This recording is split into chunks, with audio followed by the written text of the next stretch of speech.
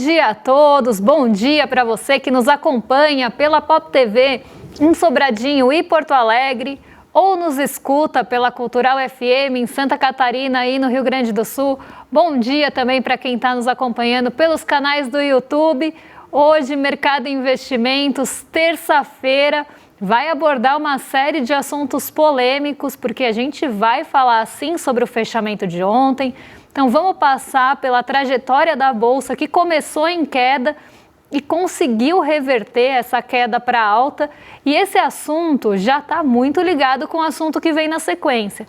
Então a gente vai falar sobre essa recuperação do Ibovespa no dia de ontem, toda a trajetória também do preço do petróleo, que começou o dia a $120 por barril, mas depois arrefeceu de preço. Destaque aqui no nosso site: petróleo cai após Trump. Opa, vamos lá. Mercados sobem e petróleo. Mas vamos. Agora ficou confusa, mas vamos lá. Pegadinha da redação ali do Switcher comigo. Petróleo cai após Trump dizer que a guerra contra o Irã pode terminar em breve. Um petróleo que começou o dia ali aos $120 por barril, teve uma trajetória bem forte de alta, acabou arrefecendo no fim do dia. E também foram justamente essas falas do Trump que fizeram com que a Bolsa subisse ontem. Então aqui mercados sobem e petróleo despenca depois de sinalização de Trump sobre o fim da guerra com o Irã. Então nessa trajetória, nesse fio condutor, o que a gente tem? Um dia que começa muito pessimista, tanto aqui quanto lá fora, mas que é revertido por uma fala de Trump. E aí eu vejo, nem vou entrar muito nesse assunto agora, porque são os nossos dois próximos assuntos, mas o que eu vejo aqui é uma fragilidade nesse apoio que fez a Bolsa se recuperar ontem, quase uma ingenuidade do mercado em acreditar no Trump, porque Trump fala uma coisa e depois desfala. Ele desmente o que ele próprio falou. Então é muito complicado você levar em consideração uma fala de Trump para sustentar um otimismo do mercado. Mas foi o que aconteceu ontem nos mercados de forma global e que acabou também chegando, movimento que acabou chegando aqui no Brasil, de pessimismo no começo do dia e reversão para o terreno positivo. A gente vai falar sobre os dois assuntos hoje, mas tem um outro assunto que o programa vai tratar com vocês, que é sobre Daniel Worcaro e suas 24 visitas ao Banco Central durante a gestão do Campos Neto. Também destaque no nosso site. Os dados foram obtidos via Lei de Acesso à Informação e mostram a frequência do controlador do Banco Master na autoridade monetária.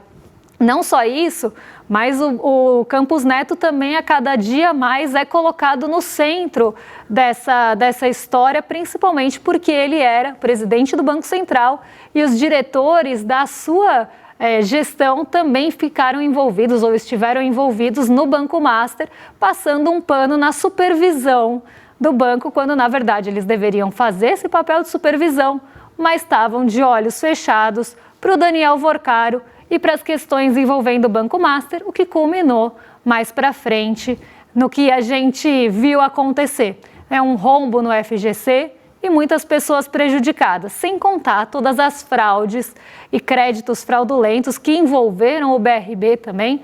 Então um buraco ali que foi ficando cada vez mais fundo por uma falha também de supervisão do Banco Central, falha essa que ocorreu principalmente durante a gestão do Campos Neto, que sabia de tudo e escolheu não fazer nada. Campos Neto sabia sim do que estava acontecendo, inclusive tem falas ali do próprio Campos Neto em relação a isso, de que se liquidasse o banco naquela época, poderia prejudicar o FGC. Pois bem, a coisa foi ficando tão ruim que agora prejudicou muito mais. Então, se tivesse feito tempestivamente, talvez não tivéssemos chegado no buraco que chegou e até agravando a situação colateral em relação a outros bancos. Mas ele optou por não fazer nada e foi conivente, de certa forma, com toda a questão do Banco Master. Mas isso é assunto para daqui a pouquinho, porque agora a gente vai passar pela nossa agenda, que hoje está curtinha, está meio xoxa, agenda morna essa manhã. À meia-noite na China, a gente teve dados de balança comercial, exportações e importações sendo divulgados. Às 5 horas da manhã saiu o IPC-FIP da primeira quadricemana de março e às 8 horas teve a primeira prévia de março do IGPM, medido e divulgado pela FGV. Às 11 horas, agorinha, saíram as vendas de moradias usadas de fevereiro lá nos Estados Unidos e durante o dia a gente continua tendo o 14º Congresso Nacional Popular e Comitê Nacional de Conferência Consultiva Política do Povo Chinês, que é um congresso que acontece durante algum tempo no governo chinês e que deve trazer algumas novidades quando for finalizado. Já pegando até um gancho para a nossa próxima matéria, vamos primeiro entender o fechamento de ontem, o comportamento dos mercados nessa segunda-feira e depois a gente já fala do Trump mais especificamente, porque ele foi peça importantíssima para o desdobramento do dia ontem e para a virada de chave, para o plot twist da nossa bolsa. O petróleo caiu depois de Trump dizer que a guerra contra o Irã pode terminar em breve. E isso é importante porque o petróleo teve um papel também bastante forte no dia de ontem. As incertezas em relação ao Irã estavam permeando os mercados de manhã, por isso o petróleo subiu a $119 o barril, chegou a ultrapassar esse patamar logo na madrugada, mas depois arrefeceu bastante, caiu quase 9% durante o dia. Vamos entender o que aconteceu nos mercados e depois a gente adentra de fato nessa história do Donald Trump e esse fala e não fala, nessas meias falas de Donald Trump que acabam até estimulando essa incerteza no mercado, coisa que o mercado financeiro não gosta. Então, ontem o Ibovespa fechou em alta de 0,86, conseguiu retomar o patamar dos 180 mil pontos que tinha perdido durante a semana passada, durante a sexta-feira. A sexta-feira foi de correção muito forte, o nosso Ibovespa perdeu esse ponto, esse patamar, essa âncora psicológica importante e acabou caindo para baixo dos 180 mil pontos. Lá em Nova York não foi diferente, a sexta-feira foi muito ruim, foi muito negativa, principalmente para a Nasdaq, que tem mais sensibilidade tanto a risco quanto a juros. O que aconteceu nessa segunda-feira é que a coisa mudou de direção, porque no começo da segunda-feira ainda a gente tinha esse aprofundamento de quedas, tanto aqui quanto em Nova York. O humor estava bem negativo entre as bolsas estavam caindo bastante durante a manhã da segunda-feira, então a gente viu o aprofundamento de queda lá em Nova York e esse humor não foi diferente aqui. Foi um mau humor generalizado. Porque na segunda-feira, logo de manhã, a gente teve notícia de que o líder supremo do Irã seria o filho do anterior, né? Então você teria ali o Mojtaba Khamenei como líder supremo do Irã e que as políticas por lá e o regime continuariam muito duros. E isso poderia trazer uma persistência e um prolongamento dos conflitos envolvendo os Estados Unidos, Israel e o Irã. Então, esse pessimismo em relação a essa tensão geopolítica fizeram com que todo mundo ficasse mais pessimista em relação principalmente ao fim do conflito. E se o conflito se prolonga, o petróleo tende a subir. Você tem um prolongamento desse conflito, nenhuma resolução em relação ao Estreito de Hormuz, o preço da commodity foi subindo. E por isso chegou a mais de $100 por barril, chegando até os $120 durante a manhã. Esse sentimento de aversão ao risco acabou permeando as bolsas, esse sentimento mais pessimista acabou permeando as bolsas.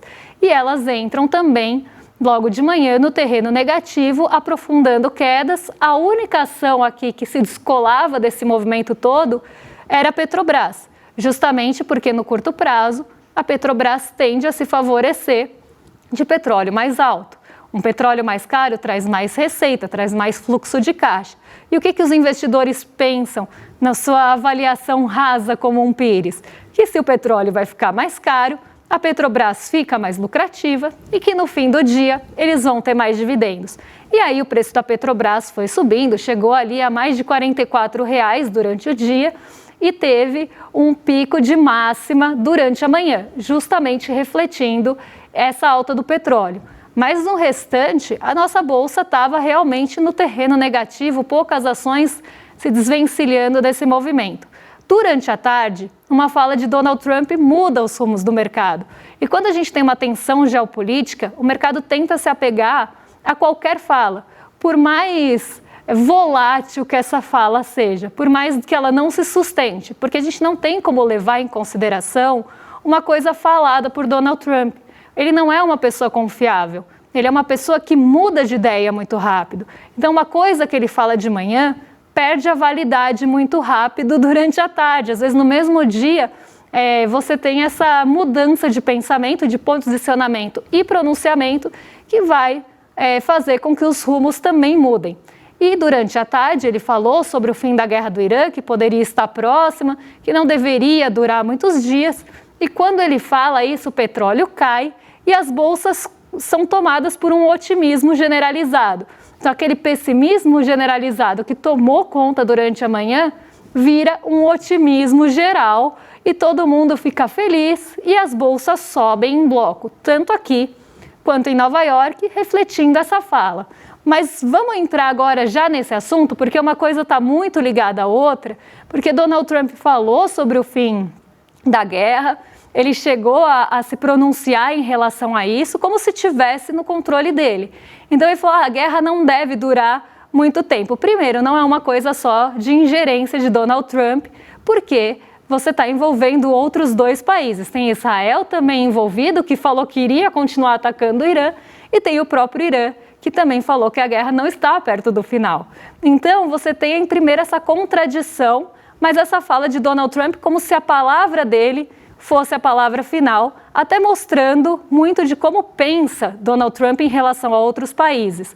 Ele se vê ali como o rei do tabuleiro e os outros são apenas seus peões, né? Estão ali para obedecer às suas próprias ordens. Então, já coloca, né, esse tom como se a palavra dele valesse mais. Mas a gente sabe que a palavra do Donald Trump não vale nada, porque justamente o que ele fala num dia, ele muda de ideia no dia seguinte ou até mesmo durante o próprio dia.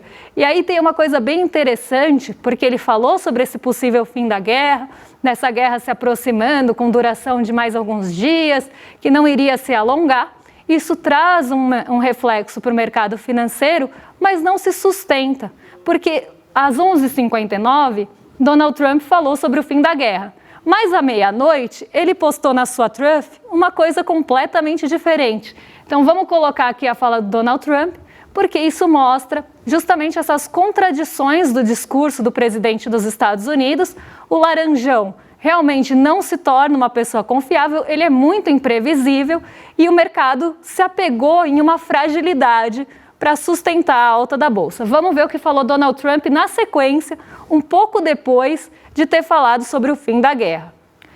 Se o Irã fizer algo que interrompa o fluxo de petróleo dentro do Estreito de Hormuz, e aí ele está falando sobre a continuidade do bloqueio do Estreito de Hormuz, será atingido pelos Estados Unidos 20 vezes mais forte, em caps lock, em letras garrafais, do que foi atingido até agora. Além disso, eliminaremos alvos facilmente destrutíveis que tornarão praticamente impossível que o Irã seja reconstruído.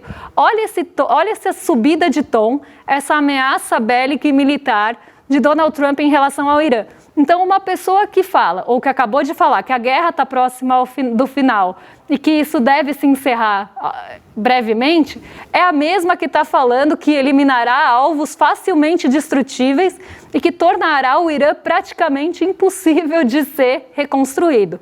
Isso, para mim, é você subir o tom, falar que você vai atingir e atacar 20 vezes mais, é subir o tom e não tentar uma reconciliação. Mas Donald Trump sempre atua e tenta negociar em forma de ameaça. Então, o que ele está falando aqui? A guerra está perto do final. Mas se vocês não liberarem o Estreito de Hormuz, se a região continuar bloqueada, eu vou atacar mais forte e vai ser destruída de um ponto que não se reconstrói. Então, aqui é justamente uma ameaça, até mais dura do que anteriormente, dizendo que ele pode, inclusive, acabar com a guerra destruindo o Irã completamente. Mas vamos continuar aqui, porque tem mais alguns aspectos da fala do Donald Trump que eu quero comentar com vocês. Vamos colocar aí na tela para o pessoal de casa acompanhar. Então, a gente estava ali reconstruído como nação novamente, morte, fogo e fúria reinarão sobre eles. Isso também não parece uma fala de alguém que está buscando encerrar um conflito. Mas espero e rezo que isso não aconteça. Então, se o Irã se submeter ao Donald Trump, se realmente abaixar a cabeça para o que ele quer e encerrar a guerra da forma que ele quer, aí sim nada disso vai acontecer. Caso contrário, morte, fogo e fúria reinará sobre o Irã, segundo Donald Trump. Esse é um presente dos Estados Unidos da América para a China e para todas as nações que usam intensamente o Estreito de Hormuz. É importante aqui ele falar que é um presente dos Estados Unidos da América para a China, essa tentativa de liberação do Estreito de Hormuz, como se ele estivesse fazendo um grande favor, como se isso também não impactasse os Estados Unidos. Claro que impacta bastante a China, porque boa parte das commodities que vão para a China passam pelo Estreito de Hormuz, mas falar como se fosse um presente, aqui ele também se coloca num patamar de superioridade mais uma vez. Espero que seja um gesto muito apreciado, também dando um recado à China, dizendo que eles estão fazendo algo em prol da China e que espera que seja apreciado. Então, também não me parece um recado bastante ali direto e um recado até quase provocativo à China de Donald Trump. Espero que seja apreciado, disse ele. Obrigado pela atenção sobre o assunto, presidente Donald J. Trump. Então, o que eu estava falando ali do mercado se apegar a uma fala quase solta de que a guerra está chegando ao final, não se sustenta. Então o mercado acaba reagindo de forma muito positiva a uma fala de Donald Trump porque quer. É aquela coisa, você escuta e leva em consideração o que você quer, né? O que é conveniente. Então o mercado pega essa fala, se apega porque é o que gostaria que acontecesse, mas não necessariamente é o que vai acontecer, quase naquele modo de torcida que a gente sempre fala. Na sequência, Donald Trump joga um baita balde de água fria, joga água no chope e fala que ameaça e sobe o tom em relação ao Irã. Então, a gente não pode se apegar ali ao que fala Donald Trump, justamente porque ele traz essa imprevisibilidade muito grande, essa nebulosidade muito grande, e isso gera incerteza. O que fez o petróleo subir durante a manhã foi a incerteza na continuidade da guerra, foi a incerteza do que vai acontecer para frente. O que Donald Trump faz em sequência é tentar trazer um alívio, mas logo depois ele já sobe o tom porque ele não consegue ficar fora desse tom de ameaça. Ele negocia dessa forma, ele dá recado dessa forma, deu recado para a China, deu recado para o Irã, então ele acaba colocando sempre esse tom de ameaça, tentando fazer com que as suas vontades sejam atendidas e o que ele acredita que é melhor para os Estados Unidos, que não necessariamente é, mas ali alinhado ao seu modo de governar, ele sempre sobe o tom para tentar forçar os outros países a atenderem às suas vontades, como se só a vontade dos Estados Unidos e do seu governo importassem no mundo, e o resto está lá para abaixar a cabeça e servir aos Estados Unidos. E aqui ele deixa mais uma vez isso claro, ele faz ameaças ao Irã, dá um recado muito direto à China e continua instigando esse tom mais bélico e mais militar em relação ao conflito, que ele pode inclusive se estender. Não dá para levar em consideração o que fala Donald Trump. Então o mercado teve esse momento de efemeridade, de alta, mas não se sustentou. Hoje, inclusive, as bolsas de Nova York estão em queda pequena, mas estão em queda. E o Ibovespa ainda consegue sustentar o fôlego, porque a gente está falando de Brasil, e Brasil é exportador de commodity. Antes de passar para o Daniel Vorcaro, eu vou beber uma aguinha e a gente já muda de assunto aqui para o nosso Brasilzão, Campos Neto e Daniel Vorcaro.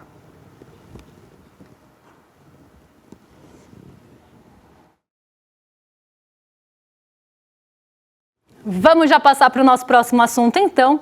Agora que sou uma pessoa hidratada, Daniel Vorcaro foi 24 vezes ao Banco Central durante a gestão de Campos Neto. Dados obtidos, como falei mais cedo no programa, foram acessados, foram obtidos pela Lei de Acesso à Informação e mostram essas visitas de Daniel Vorcaro ao Banco Central, principalmente quando ele estava negociando a compra do Banco Máxima, que já era um banco que trazia problemas na bagagem, era um banco que já tinha algumas questões financeiras e de liquidez problemáticas, e eu ia falar Donald Trump, e Daniel Vorcaro compra esse banco para, em tese, tentar reestruturar, mas na verdade ele usou esse banco para várias fraudes financeiras. A gente sabe que o Master foi palco de muitas fraudes, principalmente de créditos que não existiam e que foram vendidos posteriormente, inclusive para o BRB, e principalmente para o BRB, que comprou na maior camaradagem, tendo seu controlador ali, o governador do Distrito Federal, Ibanez Rocha, que também sabia, já tinha sido alertado em relação às condições financeiras do Banco Master e que continuou nessa camaradagem, aportando dinheiro. Mas o que eu quero falar aqui? Essa figura do Campos Neto, inclusive tem outra matéria do nosso site que fala sobre isso, uma matéria do Kleber Lourenço, que é repórter aí do N1, que sempre aparece, é que o caso Master coloca Roberto Campos Neto no centro do escândalo e a operação investiga os ex-servidores da fiscalização do Banco Central, que são aqueles diretores que foram afastados, que deveriam ter feito a supervisão bancária, mas que estavam ali prestando inclusive serviços paralelos para o Banco Master, como consultores privados do Banco Master. E aí a gente entra num conflito de interesse, num conflito ético, que são os servidores do Banco Central, que deveriam ser responsáveis pela fiscalização do sistema financeiro, prestando serviços paralelos a um banco privado que estava todo enrolado e cheio de problemas.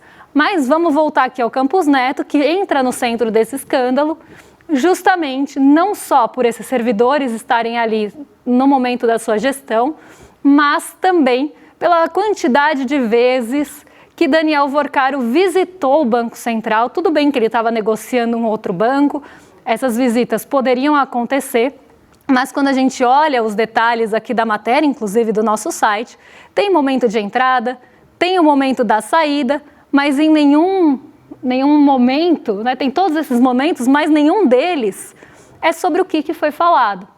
Então, não tem ali o que foi ser negociado no Banco Central. E um ponto bem importante é o que a gente já falou, inclusive, em outras ocasiões. O Campos Neto sabia dos problemas do Master e ele resolveu empurrar com a barriga.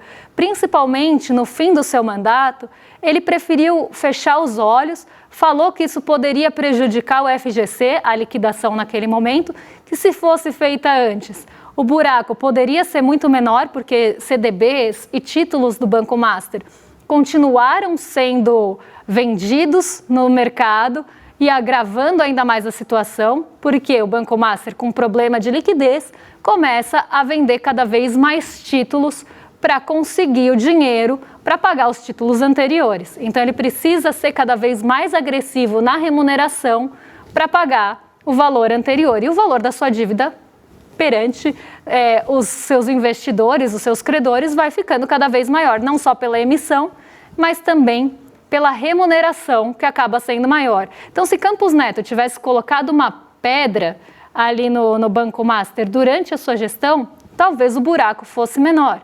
Mas não, ele continuou fechando os olhos para toda essa situação, e a situação ruim do Banco Master foi se agravando cada vez mais no sentido de um buraco maior para o FGC e mais também no sentido de fundos de previdência, por exemplo, continuarem comprando os títulos do Banco Master para colocar no seu patrimônio, mesmo sabendo que aquilo poderia dar ruim, que aquilo poderia receber um calote. Esses alertas foram feitos para esses governadores, como, por exemplo, o Ibanez, como, por exemplo, o Cláudio Castro. Mas eles preferiram continuar colocando dinheiro, seja via BRB ou via fundos de pensão, num banco que já estava com muito problema. Então, se isso se encerra no momento certo, se você liquida um banco no momento certo, você evita que esses problemas se estendam.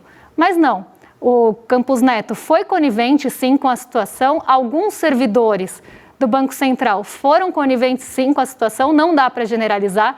Isso não descredibiliza o trabalho do Banco Central, até porque, na sequência, quando muda a presidência do Banco Central, o caso é investigado com a seriedade que deveria ser, e aí sim o banco é liquidado. Eu sempre falo que o grande erro não foi o Banco Central liquidar o Master como estavam querendo falar nas redes sociais, aquelas pessoas que foram pagas, inclusive, para atacar o Banco Central. O erro do Banco Central não foi liquidar o Master. O acerto do Banco Central foi liquidar o Master e os seus bancos adjacentes que vinham trazendo problema. O erro do Banco Central talvez tenha sido não liquidar antes, poderia ter sido inclusive na gestão anterior. O problema do Banco Master não começa em 2026, não começa no final de 2025. O problema do Banco Master se arrasta durante anos, inclusive durante a gestão anterior. E aí a pergunta que fica é: para que foram feitas as 24 visitas ao Banco Central? Foi só para negociação de bancos ou outras coisas também foram tratadas lá? Isso ninguém sabe, porque os assuntos, os temas das reuniões não são especificados, mas mostram uma relação próxima, talvez, de Daniel Worcaro ao Banco Central sob a gestão de Campos Neto, e mais do que isso, um Campos Neto, um presidente conivente que preferiu não agir e deixou para a gestão seguinte segurar a bucha, jogou no colo a batata quente do próximo presidente, e servidores que sim foram coniventes. O que não generaliza, o que não fala que o Banco Central não é competente para tal função, porque é sim, e mostrou que é, mas que tem algumas pessoas que podem agir sim, favorecendo um banco, como foi o caso desses servidores que foram afastados com razão, e de Campos Neto, que fechou os olhos e preferiu jogar para frente o problema para o próximo presidente lidar, tirando a responsabilidade do seu colo, quando, se tivesse agido, poderia ter evitado um problema maior,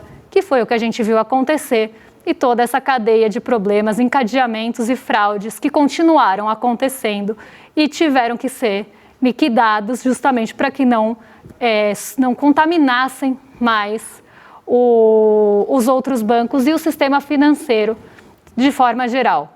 Nosso programa está chegando ao final, não quero atrasar, então vou dar os últimos recados para vocês, porque, como ontem convidei, hoje vou convidar de novo, para quem ainda não aceitou o meu convite, para entrar no nosso grupo de WhatsApp e ficar por dentro de todas as matérias. Então, saiu a matéria lá do Kleber falando do Campos Neto, vocês já recebem em primeira mão no WhatsApp, já podem espalhar a palavra do ICL para os seus amigos. Quer conhecer o nosso grupo, nossa comunidade?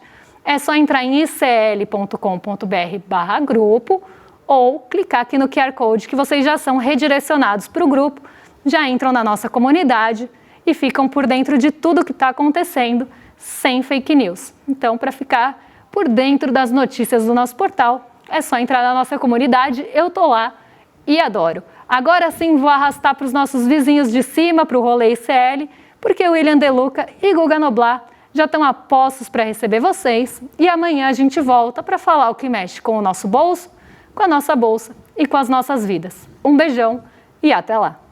The Democrats say, please don't call them animals, they're humans. I said, no, they're not humans, they're animals.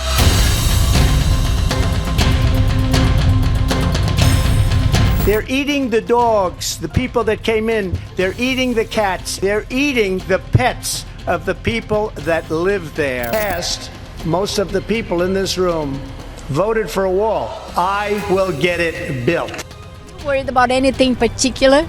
Our women's rights. Climate change is one of the greatest con jobs ever because global warming didn't work.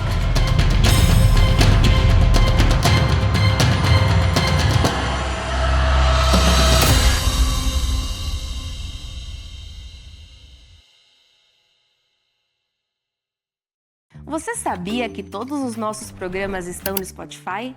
A notícia não pode parar e agora você pode acompanhar todos os nossos programas onde e quando quiser. Siga nossos canais no Spotify e tenha acesso ao Chico Pinheiro Entrevista, Desperta ICL, Rolê e muito mais. ICL no Spotify. Informação que te acompanha.